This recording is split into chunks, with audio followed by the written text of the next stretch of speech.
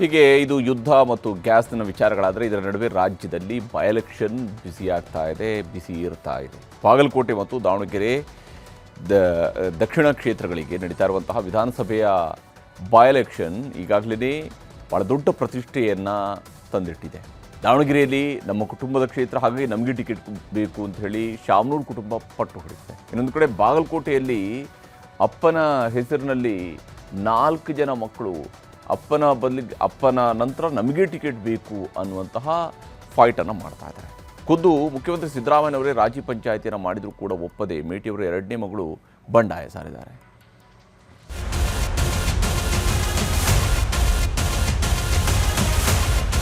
Court ಆಧಾರದ ಮೇಲೆ ನಾನು ಡಿಕೆ ಚರ್ಚೆ ಮಾಡಿ ಸುರ್ಜೇವಾಲ ಜೊತೆ ಮಾತಾಡಿ ಕಳಿಸಿಲ್ಲ. ನನಗಿನ್ನ ಏನು ವರದಿ ಏನು ಬಂದಿಲ್ಲ. ಬಾಗಲಕೋಟೆಯಲ್ಲಿ ಮೇಟಿ ಮಕ್ಕಳ ಮಹಾಯುದ್ಧ. 1 ಟಿಕೆಟ್, 1 ಕುಟುಂಬ, 4 ಮಂದಿ ಆಕಾಂಕ್ಷಿಗಳು. ಮಾಜಿ ಸಚಿವ ಎಚ್.ವೈ. ಮೇಟಿ ನಿಧನದಿಂದ ತೆರವಾಗಿರುವ ಬಾಗಲಕೋಟೆ ಕ್ಷೇತ್ರಕ್ಕೆ ನಡೆಯುತ್ತಿರುವ ಉಪಚುನಾವಣೆಯಲ್ಲಿ ಕಾಂಗ್ರೆಸ್ಗೆ ಮೇಟಿ ಕುಟುಂಬದ್ದೇ ಚಿಂತೆಯಾಗಿ ಕಾಡತೊಡಗಿದೆ. ಅಪ್ಪನಿಂದ ಬರಬೇಕಾದ ಆಸ್ತಿಗೆ ನಡೆಯುವ ಫೈಟ್ ರೀತಿಯಲ್ಲಿ ಈಗ ಮೇಟಿ ಮಕ್ಕಳ ನಡುವೆ ಟಿಕೆಟ್ಗಾಗಿ ಪೈಪೋಟಿ ಶುರುವಾಗಿದೆ. ಎಚ್.ವೈ. ಮೇಟಿ ಮಕ್ಕಳಲ್ಲಿ ಅಪ್ಪನ ಸೀಟು ತಮಗೇ ಬೇಕು ಎಂಬ ಅಂತರ್ಯುದ್ಧ ಶುರುವಾಗಿದೆ. ಮಲ್ಲಿಕಾರ್ಜುನ್ ಮೇಟಿ, ಉಮೇಶ್ ಮೇಟಿ, ಬಾಯಕ್ಕ ಮೇಟಿ ಹಾಗೂ ಮಹಾದೇವಿ ಮೇಟಿ ಮಧ್ಯೆಯೇ ಈಗ ಟಿಕೆಟ್ಗಾಗಿ ಪೈಪೋಟಿ ನಡೆಯುತ್ತಿದ್ದು, ಬಾಗಲಕೋಟೆ ಅಖಾಡ ಮೇಟಿ ಮನೆಯೊಳಗಿನ ಮಲ್ಲಯುದ್ಧದಂತಾಗಿದೆ. ಹೀಗಾಗಿ ಮೇಟಿ ಕುಟುಂಬದ ಎಲ್ಲರನ್ನೂ ವಿಧಾನಸೌಧಕ್ಕೆ ಕರೆಸಿಕೊಂಡ ಸಿಎಂ ಸಿದ್ದರಾಮಯ್ಯ ಸಂಧಾನ ನಡೆಸುವ ಕಸರತ್ತು ನಡೆಸಿದ್ದಾರೆ. ಸಿಎಂ ಮುಂದೆ ಕುಳಿತಿದ್ದ 4 ಜನರು ಈ ಬಾರಿ ಟಿಕೆಟ್ ತಮಗೇ ಸಿಗಬೇಕು ಎಂದು ಪಿತ್ರಾರ್ಜಿತ ಆಸ್ತಿ ಕೇಳುವಂತೆ ಅಹವಾಲು ಸಲ್ಲಿಸಿದ್ದಾರೆ. ಹೀಗೆ 4 ಜನರ ಅಭಿಪ್ರಾಯ ಕೇಳಿರುವ ಸಿಎಂ ಇದೇ ಶುಕ್ರವಾರ ಸುರ್ಜೇವಾಲಾ ಬೆಂಗಳೂರಿಗೆ ಬರುತ್ತಿದ್ದು ಅವರ ಜೊತೆ ಚರ್ಚಿಸಿ ತೀರ್ಮಾನ ಮಾಡುತ್ತೇವೆ ಎಂದು ಹೇಳಿ ಕಳಿಸಿದ್ದಾರೆ. ಇದೇ ಸಂದರ್ಭದಲ್ಲೇ ಕೆಲವು ಕಿವಿಮಾತುಗಳನ್ನ ತಮ್ಮ ಆಪ್ತನ ಮಕ್ಕಳಿಗೆ ಹೇಳಿದ್ದಾರೆ. ಆದರೆ ಸಿಎಂ ಸಲಹೆಗೆ ಸುತಾರಾಂ ಒಪ್ಪದ ಮೇಟಿ ಅವರ 2ನೇ ಮಗಳು ಮಹಾದೇವಿ ನಾನು ಚುನಾವಣೆ ನಡೆಸ್ತೇನೆ ಎಂದು ಹೇಳಿ ಹೊರಬಂದಿದ್ದಾರೆ. ಈ ಮೂಲಕ ಬಂಡಾಯದ ಬಾವುಟ ಹಾರಿಸುವ ಸುಳಿವು ಕೊಟ್ಟಿದ್ದಾರೆ. ಹಾಗಿದ್ದರೂ ಸಭೆ ನಂತರ ಮಾತನಾಡಿರುವ ಸಿಎಂ ಸಿದ್ದರಾಮಯ್ಯ ಯಾರಿಗೆ ಟಿಕೆಟ್ ಕೊಟ್ಟರೂ ಕೆಲಸ ಮಾಡ್ತೀವಿ ಎಂದು ಎಲ್ಲರೂ ಒಪ್ಪಿದ್ದಾರೆ ಎಂದಿದ್ದಾರೆ. ಸುರ್ಜೇವಾಲ ಅವರು ಕರ್ನಾಟಕಕ್ಕೆ ಬರ್ತಾ ಇದ್ದಾರೆ ಫ್ರೈಡೆ. ಅಷ್ಟರೊಳಗಡೆ ನಿನ್ನೆ ದಾವಣಗೆರೆಗೆ ಹೋಗಿದ್ರು ಒಂದು ಟೀಮು, ಮತ್ತೆ ಬಾಗಲಕೋಟೆಗೂ ಕೂಡ ಹೋಗಿದ್ರು. ಅವರು ರಿಪೋರ್ಟ್ ಕೊಡ್ತಾರೆ. ಆ ರಿಪೋರ್ಟ್ ಆಧಾರದ ಮೇಲೆ ನಾನು ಡಿಕೆ ಚರ್ಚೆ ಮಾಡಿ ಸುರ್ಜೇವಾಲ ಜೊತೆ ಮಾತಾಡಿ ಕಳಿಸ್ಕೊಡ್ತಾರೆ. ಮೇಟಿ ಕುಟುಂಬದವರು 3 ಜನ ಟಿಕೆಟ್ ಕೇಳ್ತಾ ಇದ್ರು. ಮಲ್ಲಿಕಾರ್ಜುನ, ಉಮೇಶ ಮತ್ತೆ ಮಹಾದೇವಿ.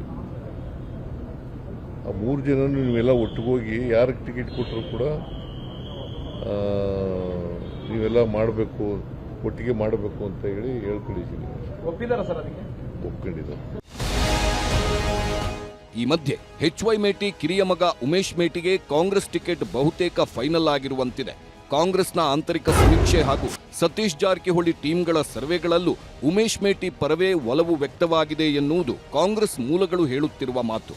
ಹೀಗಾಗಿ ಎಲ್ಲ ರಿಪೋರ್ಟ್ ಅನ್ನ ಹೈಕಮಾಂಡ್ಗೆ ನೀಡಿದ್ದು ಅಲ್ಲೇ ಟಿಕೆಟ್ ಫೈನಲ್ ಆಗಲಿದೆ ಎಂದು ಡಿಸಿಎಂ ಡಿಕೆ ಶಿವಕುಮಾರ್ ಸ್ಪಷ್ಟಪಡಿಸಿದ್ದಾರೆ. ಗೊತ್ತಿಲ್ಲ, ನನಗಿನ್ನ ಏನು ವರದಿ ಏನು ಬಂದಿಲ್ಲ. ನಾನೊಂದು ರಿಪೋರ್ಟ್ ಮಾಡಿದ್ದೀನಿ. ನಾನು ಚೀಫ್ ಮಿನಿಸ್ಟರ್ ಇಬ್ಬರು ಮಾತಾಡಿದ್ದೀನಿ. ಹೀಗೆ ಒಂದೆಡೆ ಬಾಗಲಕೋಟೆ ಉಪಸಮರಕ್ಕೆ ಸಜ್ಜಾಗುತ್ತಿದ್ರೆ, ಇತ್ತ ಹಿರಿಯ ನಾಯಕ ಶಾಮನೂರು ಶಿವಶಂಕರಪ್ಪರಿಂದ ತೆರವಾಗಿರುವ ದಾವಣಗೆರೆ ದಕ್ಷಿಣ ಕ್ಷೇತ್ರದಲ್ಲೂ ಟಿಕೆಟ್ ಫೈಟ್ ಜೋರಾಗಿಯೇ ಸಾಗಿದೆ. ಇಂದು ಬೆಂಗಳೂರಿನ ಕೆಪಿಸಿಸಿ ಕಚೇರಿಯಲ್ಲಿ ಚುನಾವಣಾ ಉಸ್ತುವಾರಿ ಸಮಿತಿ ಸಭೆ ನಡೆಯಿತು. ಮಂಜುನಾಥ ಭಂಡಾರಿ ನೇತೃತ್ವದ ಸಭೆಯಲ್ಲಿ ಹಿರಿಯ ಸಚಿವರುಗಳು ಪಾಲ್ಗೊಂಡಿದ್ದರು. ವೀರಶೈವ ಸಮುದಾಯದ ಈಶ್ವರ್ ಖಂಡ್ರೆ, ಲಕ್ಷ್ಮೀ ಹೆಬ್ಬಾಳ್ಕರ್ ಸಭೆಯಲ್ಲಿ ಹಾಜರಿದ್ದರು. ಮುಸ್ಲಿಂ ಸಮುದಾಯದಿಂದ ತನ್ವೀರ್ ಸೇಠ್, ಜಮೀರ್ ಅಹಮದ್ ಖಾನ್ ಕೂಡ ಈ ಸಭೆಯಲ್ಲಿ ಭಾಗಿಯಾಗಿದ್ದರು. ಆದರೆ ಕೆಪಿಸಿಸಿ ಕಚೇರಿಯಲ್ಲಿ ನಡೆದ ಸಭೆಯಲ್ಲಿ ಯಾವುದೇ ಅಂತಿಮ ತೀರ್ಮಾನ ಕೈಗೊಳ್ಳದೆ ಸಿಎಂ ಡಿಸಿಎಂ ಜೊತೆ ಅಂತಿಮ ಸಭೆ ಮಾಡಿ ಟಿಕೆಟ್ ಫೈನಲ್ ಮಾಡೋಣ ಎಂಬ ನಿರ್ಧಾರಕ್ಕೆ ಬಂದಿದ್ದಾರೆ. ದಾವಣಗೆರೆ ಜಿಲ್ಲಾ ಮಂತ್ರಿಗಳಾದಂತಹ ಎಸ್ ಮಲ್ಲಿಕಾರ್ಜುನರವರು ಹಾಗೂ ಇತರ ನಾಯಕರುಗಳನ್ನು ಯಾರೆಲ್ಲ ಉಮೇದುವಾರಿಕೆಯನ್ನು ಹಾಕಿದ್ದಾರೆ ಅವ್ರನ್ನೆಲ್ಲ ಕರೆದು ಮಾತಾಡಿ ನಂತರ ನಾವು ಕ್ಯಾಂಡಿಡೇಟನ್ನು ಒಂದು ಅನೌನ್ಸ್ ಮಾಡೋದು ಅಂತ ಹೇಳಿ ತೀರ್ಮಾನವನ್ನು ಮಾಡಿದ್ದಾರೆ. ಈ ಮಧ್ಯೆ ಕುಟುಂಬಸ್ಥರಿಗೆ ಟಿಕೆಟ್ ಪಡೆಯುವುದಕ್ಕಾಗಿ ದೆಹಲಿಯಲ್ಲೇ ಲಾಬಿ ನಡೆದಿದೆ. ಕರ್ನಾಟಕ ಭವನದಲ್ಲಿ ಡಿಸಿಎಂ ಡಿಕೆ ಶಿವಕುಮಾರ್ ಭೇಟಿಯಾದ ಸಂಸದೆ ಪ್ರಭಾ ಮಲ್ಲಿಕಾರ್ಜುನ್ ಮಗನ ಪರ ಬ್ಯಾಟಿಂಗ್ ಮಾಡಿದ್ದಾರೆ. ಮಗ ಸಮರ್ಥ್ಗೆ ಟಿಕೆಟ್ ಕೊಡಬೇಕೆಂದು ಮನವಿ ಮಾಡಿಕೊಂಡಿದ್ದಾರೆ. ಹೈಕಮಾಂಡ್ ಜೊತೆ ಚರ್ಚಿಸಿ ತೀರ್ಮಾನ ಮಾಡೋಣ ಎಂದಿದ್ದಾರೆ ಡಿಕೆಶಿ.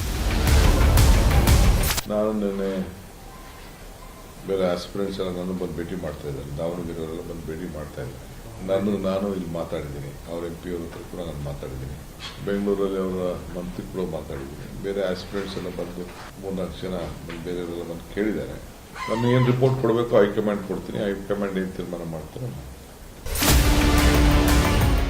ಟಿಕೆಟ್ ಘೋಷಣೆಗೂ ಮುನ್ನವೇ ಸಮರ್ಥ್ ಅಖಾಡಕ್ಕೆ ಇಳಿದಿದ್ದಾರೆ. ದಾವಣಗೆರೆ ದಕ್ಷಿಣ ಕ್ಷೇತ್ರದಲ್ಲಿ ಶಾಮನೂರು ಸಮರ್ಥ್ ಸಿಟಿ ರೌಂಡ್ಸ್ ಹಾಕಿದ್ದಾರೆ. ಜನರ ಜೊತೆ ಬೆರೆಯುತ್ತಿದ್ದು ಅಜ್ಜನ ಕ್ಷೇತ್ರದಲ್ಲಿ ಮತದಾರರ ಆಶೀರ್ವಾದ ಪಡೆಯೋ ಸರ್ಕಸ್ ಮಾಡುತ್ತಿದ್ದಾರೆ. ಇಲ್ರಿ, ನೀವೇ ಎಲ್ಲರೂ 100 ಸತಿ ಸಮರ್ಥ ಅಂತ ಹೆಸರು ತಗಂತಿದ್ರೆ ಅದಕ್ಕೆ ಈಗ ಜಾಸ್ತಿನೇ ಇಳಿಯೋದಾಗ್ತೈತಿ. ಇಲ್ರಿ, ಅದನ್ನ ಏನೈತಿ ನೀವೆಲ್ಲಾರು ತೀರ್ಮಾನ ಮಾಡ್ಬೇಕ್ರಿ. ಅದ್ ನನಗೆ ಅದೆಲ್ಲ ಅವ್ರ ಮೇಲೆ ಡಿಪೆಂಡ್ ರೀ, ಅವ್ರ ಮೇಲೆ. ಯಾಕಂದ್ರೆ ನನ್ಕಿಂತ ಎಲ್ಲಾರು ಹಿರಿಯವ್ರೆ, ಇವರೆಲ್ಲಾರೇ ತೀರ್ಮಾನ ಮಾಡ್ಲಿ. ಅದ್ ಸುಮ್ನೆ ಅದೆಲ್ಲ ಮಾತು ಯಾಕ್ಬೇಕು. ಇದೀಗ ಅಂಜುಮನ್ ಸಂಸ್ಥೆ ಎಂಟ್ರಿ ಕೊಟ್ಟಿದ್ದು ಅಲ್ಪಸಂಖ್ಯಾತರಿಗೆ ಟಿಕೆಟ್ ಕೊಡಬೇಕೆಂದು ಪಟ್ಟು ಹಿಡಿದಿದೆ. ಇಲ್ಲಿ ವಿಶೇಷವಾಗಿ ದಾವಣಗೆರೆ ಬಗ್ಗೆ ನಾವು ಎಲ್ಲರೂ 2 ಅಂಜುಮನ್ದವರು ನಮ್ಮ ಪಕ್ಷದ ಹಿರಿಯರಿಗೆ ವಿನಂತಿ ಮಾಡ್ತೀವಿ. ಹಿಂದಕ್ಕೆ ಏನಾಗಿತ್ತು ಅಂದ್ರೆ ಮಾನ್ಯ ದಿವಂಗತ ಶಾಮನೂರವರು, ಶಿವಶಂಕರಪ್ಪ ಅವರು ಭಾಳ ಸೆಕ್ಯುಲರ್ ಲೀಡರ್ ಇದ್ದರು ಮತ್ತು ಎಲ್ಲರೂ ಅವ್ರು ಗೌರವ ಕೊಡ್ತಿದ್ರು. ಈಗ ಅದು ಜಾಗ ಖಾಲಿ ಆದ ನಂತರ ನಮಗೆ ಆ ಸೀಟ್ ಕೊಡಬೇಕನ್ನ ಕೆಲಸ ನಾವು ಒತ್ತಾಯ ಮಾಡ್ತೀವಿ. ಕಳೆದ ಬಾರಿಯ ಚುನಾವಣೆಯಲ್ಲಿ ಕಾಂಗ್ರೆಸ್ ಗೆದ್ದಿದ್ದ 2 ಕ್ಷೇತ್ರಗಳಲ್ಲಿ ಈಗ ಉಪಚುನಾವಣೆ ನಡೆಯುತ್ತಿರೋದ್ರಿಂದ ಎರಡನ್ನೂ ಗೆಲ್ಲುವುದು ಕಾಂಗ್ರೆಸ್ಗೆ ಇರುವ ಅತಿದೊಡ್ಡ ಸವಾಲು. Bureau report, news 18.